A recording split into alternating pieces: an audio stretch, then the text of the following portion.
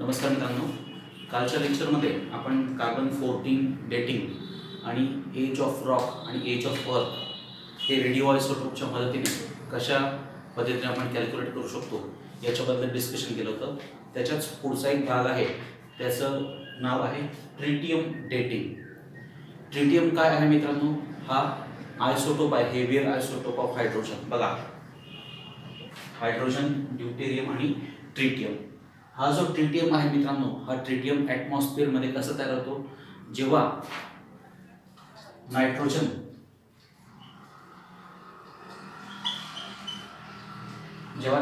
Cosmic rays सोबत react होतो त्यावेळेस काय निर्माण होतो मित्रांनो? ट्रिटियम निर्माण होतो. आणि हा जो निर्माण झालेला ट्रिटियम आहे तो ॲटमॉस्फिअरमध्ये ट्रान्सफर केला जातो. ज्यावेळेस तो ॲटमॉस्फिअरमध्ये ट्रान्सफर केला जातो तो त्यावेळेस कोणत्या स्वरूपात येतो? H2O. आपल्याकडे काय आहे? H2O म्हणजे वॉटर. एका हायड्रोजनच्या विचाराने काय इंट्रोड्यूस करतो? ट्रिटियम. ट्रिटियम हा काय मित्रांनो? It is a heavier isotope of water. Okay. आता वातावरणामध्ये H2O पण आहे आणि H2O पण आहे. ज्यावेळेस ह्या वातावरणामध्ये पाणी पण आहे आणि ट्रीटेड वॉटर पण आहे, हे ज्यावेळेस मिक्स होतात आणि पावसाच्या माध्यमातून जेव्हा पावसाच्या माध्यमातून ते रिव्हर्स म्हणजे नदी, तळे किंवा समुद्र यांच्या पाण्यामध्ये मिक्स होतात. ठीक आहे. आपण बघतोय ट्रिटियम डेटिंग. ट्रिटियम काय आहे? Heavier isotope of hydrogen. It is prepared when nitrogen reacts with cosmic ray, it prepares a tritium. That tritium get transferred into atmosphere in the form of H2O. So along with H2O, HTO is also present. So in the form of rain, it comes in contact with rivers, lakes and sea water. Okay. Dear friends, this ratio of hydrogen and tritium is constant at equilibrium, and this tritium has half-life period of 12.3 years. त्याची half life period आहे. ठीक आहे. मग मित्रांनो, समजा एक आपण या रिव्हर, लेक्स किंवा सी याच्यातून आपण एक वॉटर सॅम्पल कलेक्ट केलं. वॉटर सॅम्पल कलेक्ट केल्यानंतर त्याच्यामध्ये प्रेझेंट असलेला जो ट्रिटियम आहे तो ट्रिटियम काय होणार आहे? डिसइंटिग्रेट होणार आहे. मग त्याच्या डिसइंटिग्रेशनच्या रेटनुसार आपण त्या वॉटर सॅम्पलचं काय करू शकतो? एज काढू शकतो. So in this way, by using tritium, we can calculate the age of given water sample. या ट्रिटियमच्या मदतीने आपण वॉटर सॅम्पल्सचं वय किती जुनं वॉटर सॅम्पल वापरू शकतो आपण? तर नियर अबाउट 40 ते 25 वर्ष जुना इथपर्यंत वॉटर सॅम्पलचं वय आपण काढू शकतो. Okay. So friends, this is all about tritium dating. Now let us see the next concept, that is nuclear fission and nuclear fusion. मित्रांनो, नवीन कन्सेप्ट आपण आता बघतो आहे न्यूक्लिअर फिशन आणि न्यूक्लिअर फ्युजन. मित्रांनो, आपल्याला ॲटम कशी त्याची संरचना असते? हा काय आहे? न्यूक्लियस आहे. न्यूक्लियसमध्ये कोणकोणते पार्टिकल्स आहेत? प्रोटॉन्स आणि न्यूट्रॉन्स आहेत. प्रोटॉन्सवर पॉझिटिव्ह चार्ज आहे, न्यूट्रॉन्स चार्जेस आहे. म्हणून ओव्हरऑल न्यूक्लियसवर कोणता चार्ज आहे? पॉझिटिव्ह चार्ज आहे. त्याच्या भोवती काय फिरत आहेत मित्रांनो? निगेटिव्हली चार्ज इलेक्ट्रॉन्स फिरत आहेत. सायंटिस्ट लोकांना पहिल्यापासून त्या ठिकाणी माहिती होतं की हा जो न्यूक्लियस आहे, हा nucleus it is a powerful source of energy. या न्यूक्लियसच्या माध्यमातून जास्तीत जास्त प्रमाणात ऊर्जा ते निर्माण करण्याचा प्रयत्न करत होते. या न्यूक्लियसपासून जी ऊर्जा निर्माण होते त्या ऊर्जेला आपण म्हणणार आपण मित्रांनो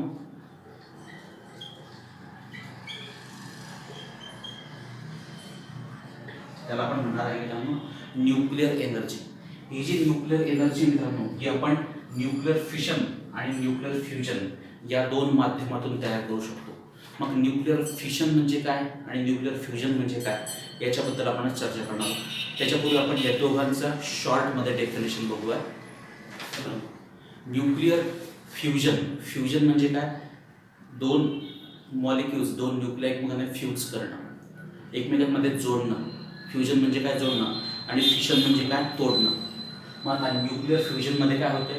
reaction in which lighter nuclei are combined. जे दोन लाइटर न्यूक्लिया आहे ते कंबाईन केलं जात आहे. To form heavier nucleus. Suppose हा एक लाइटर न्यूक्लिया आहे प्लस हा दुसरा लाइटर न्यूक्लिया आहे. हे दोघं कंबाईन होऊन एक काय तयार करत आहे, हेवियर न्यूक्लियस. दोन न्यूक्लिया कंबाईन करून जी न्यूक्लिअर रिॲक्शन परफॉर्म केली जाते त्याला आपण काय म्हणणार आहे, न्यूक्लिअर फ्युजन. याच्यामध्ये दोन लाइटर न्यूक्लिया एकमेकांमध्ये फ्यूज करतात आणि एक हेवियर न्यूक्लियस तयार केला जातो. हा न्यूक्लियस तयार होत असताना त्याच्यामधून एनर्जी बाहेर टाकली जाते ज्याला आपण न्यूक्लिअर एनर्जी म्हणतो. ठीक आहे, हे झालं न्यूक्लिअर फ्युजन. पुढचं आहे न्यूक्लिअर फिशन. फिशन म्हणजे काय, तोडणे. काय डेफिनेशन आहे, reaction in which heavier nucleus are split up to give lighter nucleus. इथं काय होतंय, हा जो हेवियर न्यूक्लियस आहे तो हेवियर न्यूक्लियस काय होतो, स्प्लिट होतोय, त्याचे तुकडे होत आहे आणि त्याच्यापासून आपल्याला काय मिळत आहे, लाइटर न्यूक्लियस मिळत आहे आणि सोबतच काही पार्टिकल्स पण इमिट होत आहेत आणि एनर्जी पण बाहेर टाकली जाते. मग हेवियर न्यूक्लियसचं स्प्लिटिंग होऊन लाइटर न्यूक्लियस मिळतात. त्या प्रोसेसला आपण काय म्हणणार, न्यूक्लिअर फ्युजन. तर न्यूक्लिअर फ्युजनमध्ये काय होत आहे, दोन लाइटर न्यूक्लिया फ्यूज केले जातात, कंबाईन केले जातात आणि आपल्याला काय मिळत आहे, हेवियर न्यूक्लियस मिळत आहे. हा त्याच्यातला डिफरन्स आहे. आता मित्रांनो आपल्याला डिटेल स्टडी सुरुवातीला करायचा आहे न्यूक्लिअर फिशनचा. मित्रांनो आपण बघतोय न्यूक्लिअर फिशन. आता आपण त्याची डेफिनेशन बघितली. काय होतं न्यूक्लिअर फिशनमध्ये, जो हेवियर न्यूक्लियस आहे तो स्प्लिटअप होतो, त्याचं विभाजन होतं आणि त्याच्या विभाजनामुळे आपल्याला लाइटर न्यूक्लिया मिळत असतात. जो हेवियर न्यूक्लियस आहे त्याला पॅरेंट न्यूक्लिया म्हणतात आणि त्याचं विभाजन होऊन जे दोन किंवा दोनापेक्षा जास्त लाइटर न्यूक्लिया मिळत असतात त्यांना डॉटर न्यूक्लियस म्हणतात. ठीक आहे, so heavier nucleus split up to give lighter nucleus. Heavier न्यूक्लियसला आपण पॅरेंट न्यूक्लिया म्हणणार आणि लाइटर न्यूक्लिया जे तयार होतात स्प्लिटिंग नंतर त्याला आपण डॉटर न्यूक्लियस म्हणतात. या डॉटर न्यूक्लियस सोबतच काही पार्टिकल्स बाहेर टाकले जातात, म्हणजे न्यूट्रॉन्स बाहेर टाकले जातात आणि त्याच्यासोबतच मोठ्या प्रमाणात एनर्जी रिलीज होते. ही जी स्प्लिटिंगची प्रोसेस आहे ही कशी आहे मित्रांनो, एक्झोथर्मिक प्रोसेस आहे. ज्यावेळेस हेवियर न्यूक्लियाचं स्प्लिटिंग होतं त्यावेळेस large amount of energy he evolve केली जाते. It is a exothermic process. आपण बघू शकतात 200 मिलियन इलेक्ट्रॉन व्होल्ट एवढी ऊर्जा ही या फिशनच्या प्रोसेसच्या माध्यमातून बाहेर टाकली जाऊ शकते. मित्रांनो हे जे न्यूक्लिअर फिशन आहे या न्यूक्लिअर फिशनचा शोध 1938 मध्ये झालेला आहे. जर्मन सायंटिस्ट होते ऑटो हॉर्न आणि लीज मेंटर. हे काय करत होते मित्रांनो, आपला जो युरेनियम आहे, युरेनियम 238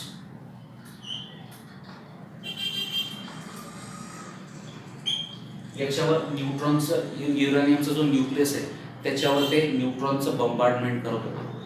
त्यांना युरेनियम पासून पुढचे जे एलिमेंट आहे ज्याचा ॲटॉमिक नंबर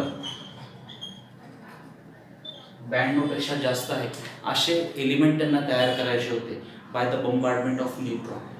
या शोधादरम्यानच त्यांना कशाचा शोध लागला, न्यूक्लिअर फिशनचा, म्हणजे highest amount of nuclear energy कशी निर्माण होऊ शकते याचा शोध त्यांना 1938 मध्ये लागलेला आहे. ओके मित्रांनो, आत्ताच आपण म्हटलं की ज्यावेळेस पॅरेंट न्यूक्लियस स्प्लिटअप होतो त्याच्यासोबत काय बाहेर पडत आहेत, डॉटर न्यूक्लिया बाहेर पडत आहेत आणि त्यासोबत न्यूट्रॉन्स म्हणजे पार्टिकल्स आणि लार्ज अमाऊंट ऑफ एनर्जी बाहेर टाकले जाते. ओके मित्रांनो, आपण आत्ताच म्हटलं की ज्यावेळेस न्यूक्लियरचं स्प्लिटिंग होतं आणि डॉटर न्यूक्लियस मिळतात त्याच्यासोबत पार्टिकल्स इजेक्ट होतात. हे जे पार्टिकल्स इजेक्ट होत आहे मित्रांनो, हे पार्टिकल्स जे रिलीज झाले ते काय करतात, they can react with other radioactive materials. ते काय करतात, जे न्यूट्रॉन्स बाहेर टाकले जात आहेत ते पुढच्या रेडिओएक्टिव्ह एलिमेंटसोबत रिॲक्ट होतात आणि पुढे परत ते चेन रिॲक्शन प्रोपॅगेट करतात. मग ही जी चेन रिॲक्शनचं मेकॅनिझम आहे, हे चेन रिॲक्शनचं मेकॅनिझम हे न्यूक्लिअर वेपनच्या जे न्यूक्लिअर वेपन्स आहेत त्याच्यातली बेसिक रिॲक्शन आहे. काय होतं, सपोज हा एक आपला न्यूक्लियस आहे, त्याच्यावर आपण न्यूट्रॉनचं बंबार्डमेंट केलं, त्याच्यासोबतच आपल्याला हे दोन लाइटर न्यूक्लिया मिळाले. लाइटर न्यूक्लियाच्या सोबतच काय बाहेर पडले, न्यूट्रॉन्स बाहेर पडले, पार्टिकल्स बाहेर पडले. हे जे बाहेर पडलेले पार्टिकल्स आहेत मित्रांनो, हे बाहेर पडलेले पार्टिकल्स मग पुढच्या रेडिओ ॲक्टिव्ह एलिमेंटशी रिॲक्ट होतात आणि पुढे ते चेन रिॲक्शन कंटिन्यू करतात. जोपर्यंत त्या ठिकाणी रेडिओ ॲक्टिव्ह मटेरियल शिल्लक राहत नाही तोपर्यंत ही रिॲक्शन पूर्ण होते. ही रिॲक्शन कंटिन्यू सुरू होते आणि फायनली एक मोठा एक्सप्लोजन होऊन ही रिॲक्शन थांबते. हे बेसिक मेकॅनिझम आहे कशाचं, न्यूक्लिअर वेपनचं. बरोबर मित्रांनो. आता आपण काय म्हटलं, या न्यूक्लिअर फिशनच्या रिॲक्शनमध्ये जो मोस्टली एक फेमस न्यूक्लियस वापरला जातो तो आहे युरेनियमचा. युरेनियमचे 2 आयसोटोप्स त्या ठिकाणी आहेत मित्रांनो. युरेनियमचा जो नैसर्गिक स्टेबल आयसोटोप आहे तो आहे युरेनियम 238. हा मोर ॲबंडंट आहे, म्हणजे याची जास्त प्रमाणात आपल्याला आढळतो. पण हा न्यूक्लिअर रिएक्शनचा काही कामाचा नाही. हा कसा आहे, लेस युजफुल आहे किंवा it is not use for nuclear fission purpose. पण त्याचा जो दुसरा आयसोटोप आहे युरेनियम 235 हा खूप कमी प्रमाणात आढळतो. पण हाच जो आहे युरेनियम 235 हा आहे मित्रांनो मोस्ट युजफुल. या युरेनियम 235 वर आपण ज्यावेळेस न्यूट्रॉन बंबार्डमेंट करतो त्यावेळेस आपल्या युरेनियमचं न्यूक्लियसचं स्प्लिटिंग अप होऊन लायटर न्यूक्लियर मिळतात, पार्टिकल्स इजेक्ट होतात आणि मोठ्या प्रमाणात एनर्जी बाहेर टाकली जाते. कुठला वापरतो आपण न्यूक्लिअर फिशनसाठी, युरेनियम 235 जो कमी प्रमाणात आढळतो. जो जास्त प्रमाणात आढळतो त्याचा न्यूक्लिअर फिशनमध्ये उपयोग केला जात नाही. मग आता कशी रिॲक्शन होते युरेनियमसोबत, कशा प्रकारचे पार्टिकल्स मिळतात ते आपण बघूयात. मित्रांनो आपण आत्ताच म्हटलं की युरेनियम 238 हा जो आयसोटोप आहे हा न्यूक्लिअर फिशनसाठी उपयोगी नाही. तर युरेनियम 235 हा जो लेस अबंडंट आयसोटोप आहे हा न्यूक्लिअर फिशनसाठी उपयोगी पडतो. बघा आता युरेनियम 235 याच्यावर आपण न्यूट्रॉनची बंबार्डमेंट केली आहे.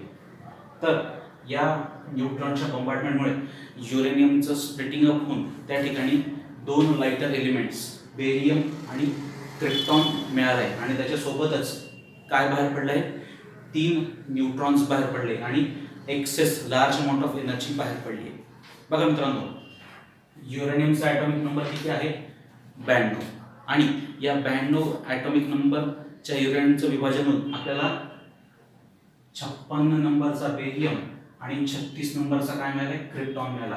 या दोघांची बेरीज जर केली 56 आणि 36 ती कोणा इतकी येते मित्रांनो, 92 इतकी येते. आता 235 आणि 1 किती झाले, 236. 144 आणि 89 यांची जर बेरीज केली तर ती 233 येते. मग याच्यातला जो डिफरन्स आहे तो डिफरन्स 3 न्यूट्रॉनच्या स्वरूपात बाहेर टाकला जातोय आणि त्याच्यासोबतच हा काय इमिट झाला, पार्टिकल्स इमिट झाला आणि त्याच्यासोबतच बाहेर एनर्जी टाकली गेली. हे जे न्यूट्रॉन्स बाहेर टाकले गेले मित्रांनो, हे न्यूट्रॉन्स पुढे दुसऱ्या युरेनियमच्या न्यूक्लियसवर बंबार्ड होतात आणि पुढे चेन रिएक्शन कंटिन्यू करतात. ओके. किंवा दुसरं काय होऊ शकतं, युरेनियमवर परत न्यूट्रॉनचं बंबार्डमेंट केलं तर त्यावेळेस स्ट्रॉन्शियम आणि झेनॉन असे 2 लायटर न्यूक्लियर निर्माण झाले. 38 आणि 54 यांची बेरीज परत किती होते, 92. 140 आणि 93 याची बेरीज किती होते, 233. जर डिफरन्स आहे तो 3 न्यूट्रॉनच्या स्वरूपात पार्टिकल्सच्या स्वरूपात बाहेर टाकला जातोय आणि एनर्जी पण रिलीज होते मित्रांनो. ठीक आहे. आता हे जे प्रॉडक्ट न्यूक्लियर मित्रांनो, बेरियम असेल, क्रिप्टॉन असेल, स्ट्रॉन्शियम असेल, हे कसे आहेत, रेडिओ ॲक्टिव्ह आहे. रेडिओ ॲक्टिव्ह असल्यामुळे ते काय करतात, बीटा डिकेच्या माध्यमातून ते डिसइंटिग्रेट होतात आणि काय होतात, स्टेबल होतात. म्हणून काय, product nuclear are radioactive get stabilised by beta decay. त्याच्यामधून बीटा पार्टिकल्स बाहेर पडून हे जे डॉटर न्यूक्लियर आहे मित्रांनो ते काय होऊ शकतात, स्टेबल होऊ शकतात. मग अशा पद्धतीने समजा आपण युरेनियमचं स्प्लिटिंग केलं, युरेनियमचं विभाजन केलं तर आपल्याला जे डॉटर न्यूक्लियर मिळतात ना त्याचा ॲटॉमिक नंबर 34 पासून तर 58 पर्यंत असू शकतो आणि त्यांचं मास नंबर 70 पासून 166 पर्यंत असू शकतो. ठीक आहे. आता हे स्प्लिटिंगचं मेकॅनिझम कसं आहे मित्रांनो, तर स्प्लिटिंगचं मेकॅनिझम आपण बघूया. आता मित्रांनो पाण्याचं ड्रॉपलेट्स जे असतात ना, पाण्याचा जो आपला दवबिंदू असतो त्याचं आपण ज्यावेळेस विभाजन करतो तो कशा स्टेजमध्ये तो विभाजित होतो त्याचं एक्झॅक्ट स्वरूप आपण या न्यूक्लिअर फिशन संदर्भात लागू करू शकतो. ज्यावेळेस आपला हा युरेनियम आहे, हा युरेनियमने काय ॲब्सॉर्ब केला आहे, त्याच्यावर काय बंबार्डमेंट झालं आहे, न्यूट्रॉनचं बंबार्डमेंट झालं आहे. ज्यावेळेस हा न्यूट्रॉन युरेनियम सोबत त्याचं बंबार्डमेंट होतो त्यावेळेस मित्रांनो तो एक कंपाऊंड न्यूक्लियर तयार करतो आणि त्या कंपाऊंड न्यूक्लियरचा शेप असतो मित्रांनो स्पेरिकल. ओके, बघा मित्रांनो, आपण आताच म्हटलं की ज्यावेळेस युरेनियमने काय बंबार्डमेंट झाले न्यूट्रॉनचं, त्यावेळेस जो इंटरमिजिएट स्पेसिस तयार होतो त्याला आपण काय म्हणणार आहोत, कंपाऊंड न्यूक्लियर. तो कंपाऊंड न्यूक्लियरचा शेप कसा असतो, स्पेरिकल, गोलाकार असतो. आणि हा जो न्यूट्रॉन त्याच्यावर बंबार्डमेंट झाला आहे त्यामुळे हा कसा आहे मित्रांनो, हायली एनर्जेटिक आणि एक्साइटेड असल्यामुळे त्या स्पेरिकल शेप न्यूक्लियरचा शेप चेंज होतो. तो कशामध्ये येतो, इलेप्सॉइडल शेपमध्ये येतो. जो सर्क्युलर स्पेरिकल शेपमध्ये होता पण त्याच्यात हायली एनर्जी असल्यामुळे तो जो शेप कसा होऊन जातो, इलेप्सॉइड होऊन जातो. ठीक आहे, हा पण हायली एनर्जेटिक आहे तेव्हा त्याच्यामधले जी एक्सेस एनर्जी आहे त्याच्यामध्ये त्या ठिकाणी त्याची मुवमेंट होते आणि त्याचा शेप कसा होतो, डम्बेल शेप सारखा होतो. आणि फायनली या डम्बेल शेपचं विभाजन होऊन आपल्याला फ्रॅगमेंटेड न्यूक्लियर मिळत असतात. हा आपला युरेनियम आणि न्यूट्रॉन कोणत्या फॉर्ममध्ये, स्पेरिकल फॉर्ममध्ये. जास्त एनर्जी असल्यामुळे स्पेरिकल शेपचं कन्वर्जन इलिप्सॉइडल शेपमध्ये होतं. इलिप्सॉइडल शेप परत त्या ठिकाणी त्याच्यात हायली एनर्जेटिक असल्यामुळे तो डम्बेल शेपमध्ये कन्वर्ट होतो आणि फायनली त्याचं स्प्लिटिंग होऊन आपल्याला काय मिळत आहे, फ्रॅगमेंटेड न्यूक्लियर मिळतात. अशा पद्धतीने या युरेनियमचं काय होऊ शकतं, स्प्लिटिंग होतं. ओके मित्रांनो, ही जी स्प्लिटिंग प्रोसेस आहे ती आपण कंट्रोल्ड आणि अनकंट्रोल्ड या दोन पद्धतीने करू शकतो. आता कंट्रोल्ड मॅनरमध्ये काय होतं आणि अनकंट्रोल्डमध्ये काय होतं ते बघूया. कंट्रोल्ड न्यूक्लियर स्प्लिटिंगमध्ये काय होतं मित्रांनो, न्यूक्लियर स्प्लिटिंगमध्येच काय होतं, आपला युरेनियम जो न्यूक्लियस आहे त्याच्यावर कशाचं बंबार्डमेंट केलंय, न्यूट्रॉनचं बंबार्डमेंट केलंय. हा जो न्यूट्रॉनचं बंबार्डमेंट आहे याला म्हणायचं rate of neutron lost. Lost म्हणजे युटिलाइज. न्यूट्रॉनचं युटिलायझेशन कसं आहे, हाय आहे. ओके, न्यूट्रॉन त्याच्यात बंबार्डमेंट होतो, आपल्याला हे दोन लाइटर न्यूक्लियर मिळतात आणि त्याच्यासोबतच आपल्याला नवीन न्यूट्रॉन्स निर्माण होतात. कंट्रोल रिएक्शनमध्ये याचा न्यूट्रॉन लॉसचा रेट जास्त असतो कोणापेक्षा, या जो नवीन न्यूट्रॉन जनरेट होतात त्याचा रेट कमी असतो. Generation of newer neutron its rate is lower as compared to the utilisation of neutron. हे न्यूट्रॉन जास्त वापरले जातात आणि नवीन जे न्यूट्रॉन्स प्रिपेअर्ड केला जातात तयार होतात त्यांचा रेट कमी असतो. हे कसं मॅनेज केलं जातं, by using heat absorbing material. Heat absorbing material म्हणजे काय होतं, पाणी त्या ठिकाणी वापरलं जातं. जी हीट बाहेर टाकत जाते त्या हीट किंवा त्या न्यूट्रॉन्सला कंट्रोल करण्यासाठी आपण हे हीट ॲब्सॉर्बिंग मटेरियल आपण त्या ठिकाणी वापरतो. आणि अनकंट्रोलमध्ये काय होणार मित्रांनो, मग हे जे जनरेटेड न्यूट्रॉन्स आहे त्याची संख्या जास्त असेल आणि लॉस्ट होणारे न्यूट्रॉन्स आहेत त्याची संख्या कमी असेल. जे जनरेटेड न्यूट्रॉन्स आहे त्याची संख्या जास्त असल्यामुळे ते परत पुढे न्यूक्लियर रिएक्शन कंटिन्यू करतात आणि जोपर्यंत तो रेडिओएक्टिव्ह एलिमेंट त्या ठिकाणी संपत नाही तोपर्यंत ती चेन रिएक्शन कंटिन्यू करतात आणि फायनली याचा रिझल्ट कशामध्ये होतो, ॲटॉमिक एक्सप्लोजनमध्ये होतो. ॲटॉमिक एक्सप्लोजन किंवा nuclear explosion is a uncontrolled nuclear reaction. आणि कंट्रोल्ड न्यूक्लियर रिएक्शनच्या माध्यमातून आपण हीट आणि एनर्जी निर्माण करू शकतो. ज्याला विद्युत प्रकल्प असतील किंवा इतर औष्णिक प्रकल्प आहे या न्यूक्लियर रिएक्शनच्या माध्यमातून करू शकतो. त्याच्यामध्ये कोणती रिएक्शन वापरतो आपण, कंट्रोल्ड न्यूक्लियर रिएक्शन.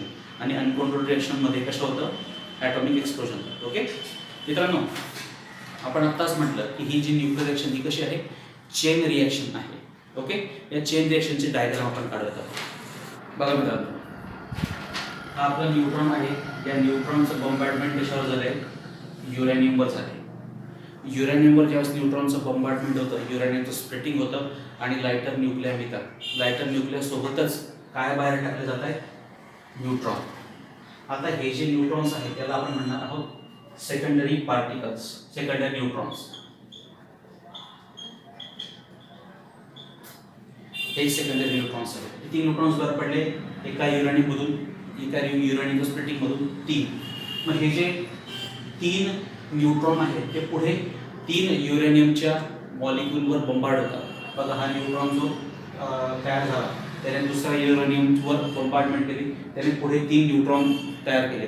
ते 3 न्यूट्रॉन पुढे पुढच्या 3 युरेनियमच्या न्यूक्लियसवर बंबार्डमेंट करतात.